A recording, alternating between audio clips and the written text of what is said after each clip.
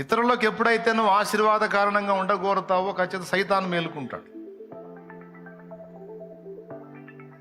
నేను ఈమెని ఇతరులకు దీవెనకరంగా చేయబోతున్నానని దేవుడు అన్నాడు అనుకో, అప్పుడు వాడు ఎంటర్ అవుతాడు.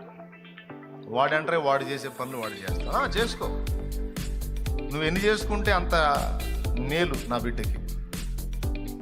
ఎందుకంటే వాటన్నిటిని వినియోగించి నా బిడ్డని అన్ని విధాలా నేను సిద్ధపరుస్తాను.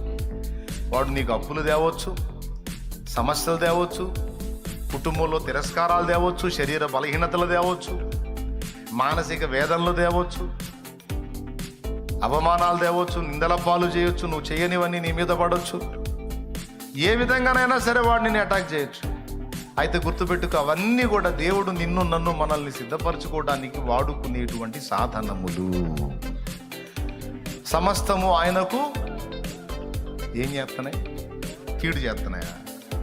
సమస్తము ఆయనకు సేవ చేయుచున్నవి.